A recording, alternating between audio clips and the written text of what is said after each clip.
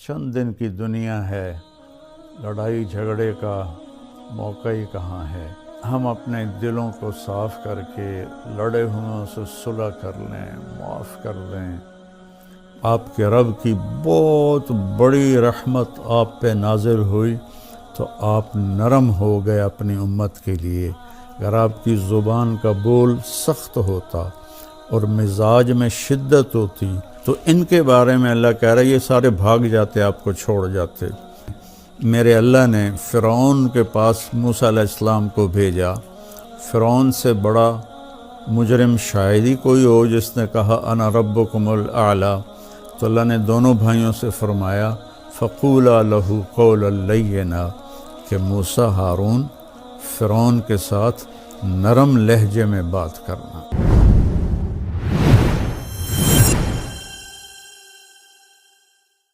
بسم اللہ الرحمن الرحیم، الصلاۃ والسلام علی رسولہ الکریم، اما بعد۔ میرے محترم بھائیوں بہنوں، عزیزوں، بچوں بچیوں، السلام علیکم ورحمۃ اللہ وبرکاتہ۔ رمضان روزہ بہت بڑا عمل ہے۔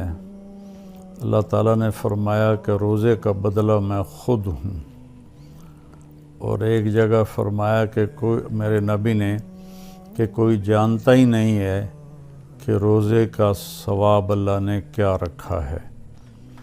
تو اللہ ہمیں توفیق دے روزے رکھنے کی۔ تو اس سے پہلے ہم اپنے دلوں کو صاف کر لیں۔ کسی کی نفرت ہے اس کو صاف کر دیں، بغض ہے، حسد ہے، کینہ ہے۔ کینہ ہوتا ہے کسی کو نقصان پہنچانے کی نیت، یہ بغض سے زیادہ بڑی چیز ہے۔ تو اس قسم کی جتنے بھی ہمارے دل میں منفی چیزیں ہیں، یہ ہم اللہ سے مانگ کے اپنے دل کو صاف کر دیں تاکہ ہمارے روزے قبول ہوں۔ اور خاص طور پر اگر ماں باپ کی نافرمانی ہے تو رمضان میں اس کی بخشش نہیں ہوتی۔ ماں باپ کے پاؤں پکڑ کے معافی مانگ لیں۔ اگر شراب کی عادت ہے تو شرابی کی بھی بخشش نہیں ہوتی، توبہ کر لے تو سب معاف ہے۔ تو اس سے بھی ہم توبہ کریں۔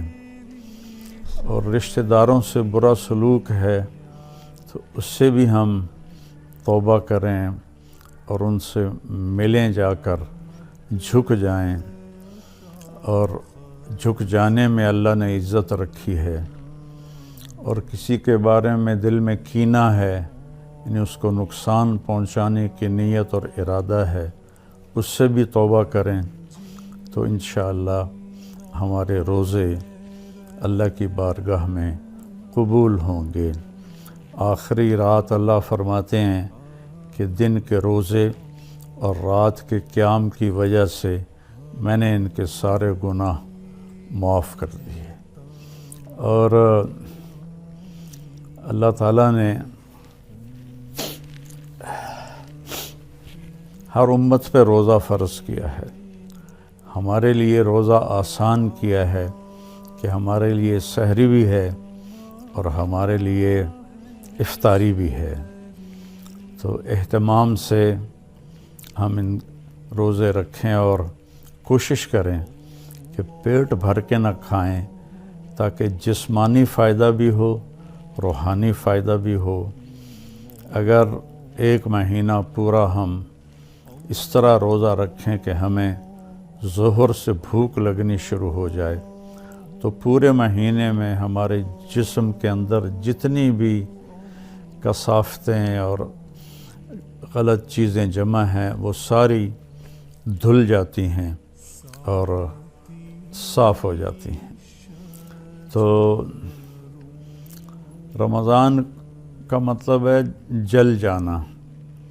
تو رمضان اور جل جانا اور روزہ، اس میں مناسبت یہ ہے کہ جوں انسان روزے رکھتا چلا جاتا ہے اللہ اس کے گناہوں کو جلاتا جاتا ہے یہاں تک کہ آخری رات اس کے سارے گناہ جلا کے اسے پاک اور صاف کر دیتا ہے۔ تو ہم اپنے دلوں کو صاف کر کے لڑے ہوئے سے صلح کر لیں، معاف کر دیں۔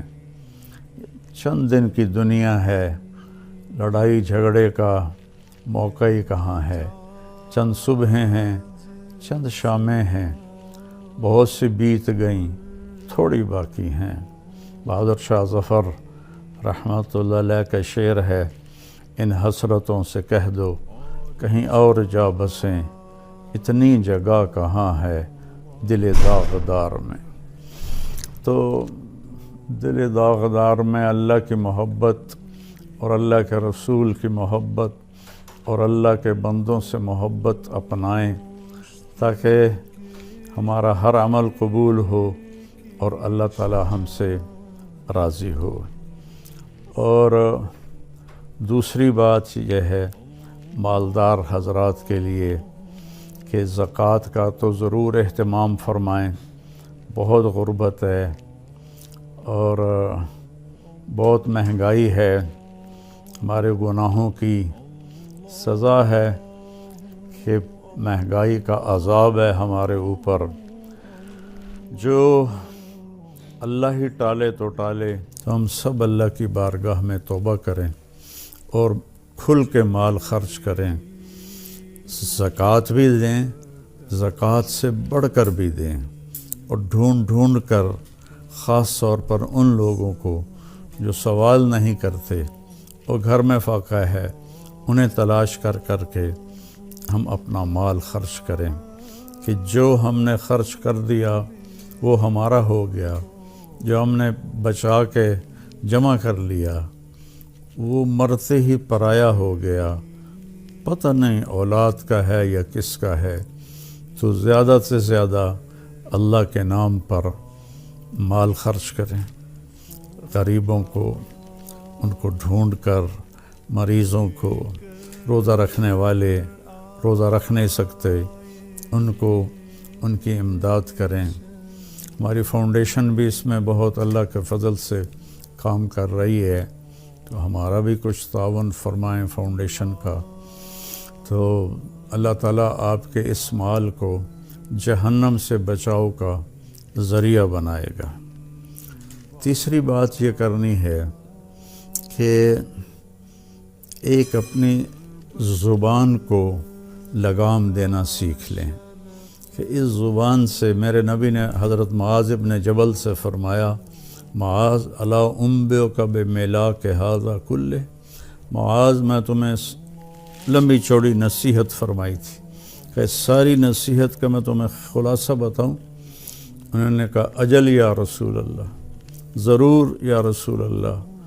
تو فأحوى بإصبعيه إلى لسانه، تو اپنی زبان کو باہر نکالا اور یوں کینچی بنائی اور اس کو یوں پکڑا اور پھر فرمایا کف ھذا، اے معاذ اپنی زبان پہ قابو رکھنا۔ وہ کہنے لگے یا رسول اللہ انؤاخذ بما نقول، جو ہم بولتے ہیں اس کا بھی حساب ہے؟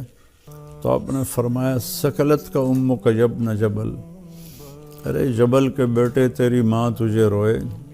وَهَلْ يَكُبُّ النَّاسَ فِي نَارِ جَهَنَّمَ إِلَّا حَصَائِدُ أَلْسِنَتِهِمْ، تمہیں پتہ ہے سب سے زیادہ جہنم میں دھکا دینے والی یہ زبان ہوگی، اس کا گندا بول، گالی گلوچ، غیبت، جھوٹ، بہتان، نفرت کے انداز میں بولنا، حقارت کے انداز میں بولنا، ملازموں کے ساتھ گالی گلوچ کرنا، آپس میں گالی گلوچ کرنا۔ اور خاص طور پر میں جو حضرات یوٹیوب پر بیٹھ کے دین کے درس دے رہے ہیں ان کے آگے ہاتھ جوڑتا ہوں، اللہ کے واسطے اپنی زبان ٹھیک کرو، اپنی زبان ٹھیک کرو، اپنی زبان ٹھیک کرو۔ ایسے میرے نبی کے بارے میں آتا ہے ما کان فاحشا متفحشا، میرے نبی کبھی بھی بدخوئی اور بد کلامی کرنے والے نہیں تھے، اور میرے اللہ نے فرمایا فَبِمَا رَحْمَةٍ مِّنَ اللَّهِ لِنْتَ لَهُمْ وَلَوْ كُنْتَ فَظًّا غَلِيظَ الْقَلْبِ لَانفَضُّوا مِنْ حَوْلِكَ، میرے محبوب آپ کے رب کی بہت بڑی رحمت آپ پہ نازل ہوئی تو آپ نرم ہو گئے اپنی امت کے لیے۔ اگر آپ کی زبان کا بول سخت ہوتا اور مزاج میں شدت ہوتی تو لنفضوا، افراتفری میں جب لوگ بھاگتے ہیں نا تو اس کو انفزاز کہتے ہیں۔ جیسے کہیں کوئی دھماکہ ہو جائے تو لوگ افراتفری میں بھاگتے ہیں جدھر جس کا منہ ہوتا ہے۔ تو اللہ تعالیٰ فرما رہے ہیں یہ صحابہ جن کے بارے میں اللہ نے کہا کُلًّا وعد اللہ الحسنی، میرے محبوب تیرے صحابہ کے لیے تیرے رب کا جنت کا وعدہ ہے، اور جن کے لیے حسنہ کا وعدہ ہے ان کے لیے دوسری آیت کہتی ہے ان الذین سبقت لہم من الحسنی اولئک عنہا مبعدون، جن کے لیے ہم نے حسنہ کا وعدہ کر دیا وہ جہنم سے بہت دور ہیں، لا یسمعون حسیسہا، وہ اس کی آہٹ بھی نہیں سنیں گے، وہم فی ما اشتہت انفسہم خالدون، اور وہ جنت کی من چاہی نعمتوں میں ہمیشہ کی زندگی گزاریں گے۔ یہ ٹائٹل، یہ اعزاز، یہ خوشخبری صرف میرے نبی کے صحابہ کے لیے، چاہے وہ مہاجرین سابقین اولین ہوں، چاہے وہ درمیان والے ہوں، چاہے وہ طلقاء ہوں جو مکہ پہ ایمان لائے فتح مکہ پر، سب کے لیے میرے اللہ نے جنت کا وعدہ فرمایا۔ تو ان کے بارے میں اللہ کہہ رہا ہے یہ سارے بھاگ جاتے آپ کو چھوڑ جاتے۔ تو بھائیو اکثر جو میں تو سنتا ہی نہیں ہوں، میرے سر میں درد رہتا ہے، لیکن کبھی کبھار کان میں پڑ جاتی ہے بات تو اتنا شدید لہجہ ہوتا ہے اور اتنا حقارت آمیز لہجہ ہوتا ہے اور اتنا نفرت سے بھرا ہوا ہوتا ہے، خاص طور پر مذہبی معاملات میں اور اختلافی مسائل میں۔ اس قدر وہ آتش فشاں پہاڑ بن جاتے ہیں کہ ان کے منہ سے آگ نکلتی ہے۔ تو میرے نبی کی زندگی سیکھو کہ آپ نے کس طرح نرم رویے سے عرب کے سارے بت پرستوں کو رام کیا، اور اللہ تعالیٰ نے فرمایا کہ جاہد الکفار والمنافقین واغلظ علیہم، ان کے ساتھ آپ جہاد کریں، منافق اور کفار کے ساتھ، اور ان پر شدت اختیار کریں۔ لیکن آپ دیکھیں سیرت النبی میں کہ آپ نے عبداللہ بن ابی کو بھی کبھی برا نہیں فرمایا اور منافقین کو بھی کبھی برا نہیں فرمایا، اور آپ کی زبان سے کسی کے لیے دکھ بھرا بول نہیں نکلا۔ تو میں سارے بھائی بہنوں سے کہتا ہوں یہ وبا، یہ بلا ہمارے گھروں میں ہے، عورتوں میں ہے، مردوں میں ہے۔ صرف خطیبوں کی بات نہیں کر رہا، خطیب چونکہ ممبر پہ لوگوں کو خطاب کر رہا ہوتا ہے یا وہ یوٹیوب پہ لوگوں کو خطاب کر رہا ہوتا ہے، تو اس کی زبان میں اگر زہر ہو تو وہ کیا دین کا کام کر رہا ہے؟ وہ کوئی اور ہی کر رہا ہے، دین کا کام نہیں کر رہا ہے۔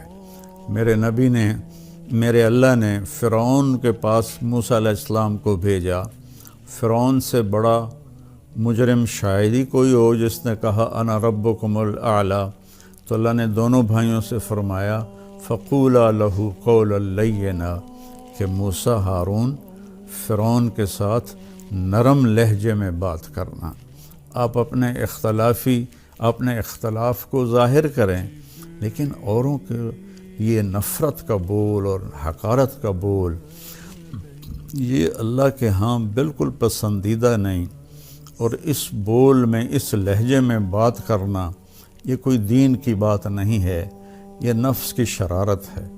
تو میری آپ سے گزارش ہے میٹھا بول بولیں، اگلے کو عزت دیتے ہوئے اختلاف رائے کریں، نہ کہ نفرت و حقارت کے شعلے برساتی ہوئی زبان ہو اور اگلوں کا دل چیر کے رکھ دے، اور سارے گھر میں مستورات اور مرد سب سے کہتا ہوں کہ اپنی زبان کے بول کو میٹھا کر لیں، اپنے نوکروں نوکرانیوں کے ساتھ خاص طور پر درگزر اور نرمی کا معاملہ کریں، سختی کا معاملہ نہ کریں۔ ایک صحابی نے آ کر کہا، یا رسول اللہ، میرا خادم ہے، غلام، وہ غلط کام کرتا ہے تو میں اس کی پٹائی کرتا ہوں، تو اس کا کیا معاملہ ہوگا آخرت میں؟ آپ نے فرمایا، تیری پٹائی کو اور اس کی غلطی کو تولا جائے گا، اگر تیری پٹائی بڑھ گئی تو پکڑا جائے گا۔ اور تو وہ زارو قطار رونے لگے اور کہنے لگے، یا رسول اللہ، اس کا یہی علاج ہے کہ میں اسے آزاد کر دوں۔ تو انہوں نے اپنے غلام کو آزاد کر دیا۔ تو میری منت ہے، اپنے بچوں کے ساتھ کبھی طنز والا بول نہ بولیں، بیوی کے ساتھ کبھی طنزیہ بول نہ بولیں، طنز مار دیتا ہے، تانا مار دیتا ہے۔ اپنے خامند کے ساتھ کبھی طنزیہ بول نہ بولیں، ماں باپ کے ساتھ خاص طور پر کبھی ایسا بول نہ بولیں کہ ان کے آنسو نکل آئیں یا ان کا دل ٹوٹ جائے۔ ماں باپ کی فریاد سارا مقدر بگاڑ کے رکھ دیتی ہے، اور ماں باپ کی دعا بیڑے مقدر سنوار دیتی ہے، وہاں تک پہنچتی ہے جہاں کوئی شے بھی نہیں پہنچتی۔ اپنے بہن بھائی، اپنے دوست احباب سب کے ساتھ محبت بھری بات کریں۔ کبھی کوئی ہو جائے بول ایسا انسان ہے تو پھر فوراً معافی مانگ لیں، اس سے معافی مانگ لیں۔ میں قربان جاؤں، جنگ خندق میں جب شکست ہوئی پہلے تو صحابہ بھاگے، تو ایک صحابی کا پاؤں میرے نبی کے پاؤں پر آ گیا۔ تو وہ جوتا جنگ والا تھا، سخت، تاکہ تلوار اثر نہ کرے۔ تو آپ کے پاؤں پہ وہ اس کا پاؤں آیا تو آپ کو درد ہوا، تو آپ کے ہاتھ میں چھوٹی سی چھڑی تھی، آپ نے اس کو ایسے ماری اور کہا، اوجعتنی، تو نے مجھے تکلیف پہنچائی۔ چھوٹی سی چھڑی، انہوں نے زرہ پہنی ہوئی ہے، زرہ پر تو تلوار اثر نہیں کرتی، اس چھڑی نے کیا اثر کرنا تھا۔ تو اس صحابی نے وہ سن لیا کہ میرے نبی فرما رہے ہیں اوجعتنی، تو کہنے لگے، سارا دن ساری رات میں ڈرتا رہا کہ اب جبریل آئیں گے میری ہلاکت کا پیغام لے کر، اب جبریل آئیں گے میری سزا کا پیغام لے کر۔ تو ساری رات سوئے نہیں۔ فجر کے بعد اعلان ہوا، جس شخص کا پاؤں نبی کے پاؤں پر آیا تھا، وہ آ کے اللہ کے نبی سے ملاقات کر لے۔ تو وہ کہنے لگے، بس ہو گئی نا وہی بات جس کا مجھے ڈر تھا، اب دیکھو پتہ نہیں کیا عذاب کا فیصلہ ہوتا ہے۔ وہ کانپتے ہوئے ڈرتے ہوئے تشریف لائے، تو آپ اسے دیکھ کر مسکرائے اور فرمایا، میرے پیارے، کل میں نے تمہیں چھڑی مار دی تھی، میں اس کی آپ سے معافی مانگتا ہوں، اور یہ 100 اونٹ آپ کو اس کے بدلے میں ہدیہ کرتا ہوں۔ یہ میرے نبی کا معاملہ تھا۔ ہم لوگوں کے دل توڑ کر، کفر کے فتوے لگا کر، ایک دوسرے کو کافر کہہ کر، ہم ایسے اپنے غصے کی آگ میں جل بھن رہے ہوتے ہیں، تو ہماری بات کہاں اللہ کی بارگاہ میں قبول ہوگی۔ تو بھائیو، اختلاف کے بھی آداب سیکھو، اختلاف رائے کے بھی آداب سیکھو، اور بولنے کے بھی آداب سیکھو کہ ماں باپ سے کیسے بولنا ہے، بیوی سے، بچوں سے، خامن سے، بہن بھائیوں سے، اپنوں سے، غیروں سے کوئی ایسا بول نہ نکلے۔ ابو دجانہ رضی اللہ تعالیٰ عنہ بہت بڑے صحابی ہیں، تو وہ فرمانے لگے ایک دن کہ میں تمہیں بتاؤں، میری بخشش کا سب سے بڑا عمل یہ ہے کہ میری زبان سے کسی کو دکھ نہیں پہنچا اور میرے دل میں کسی کے لیے نفرت نہیں ہے۔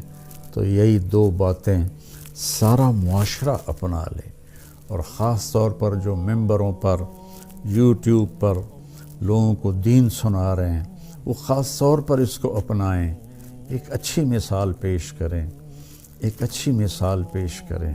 گالم گلوچ اور بد زبانی میرے اللہ کی بارگاہ میں ہرگز قبول نہیں ہے، اور کسی سے ناراض ہیں تو اس کو معاف کر دیں، کوئی آپ سے ناراض ہے تو اس سے جا کے معافی مانگ لیں، تو ہمارے روزے انشاءاللہ قبول ہو جائیں گے۔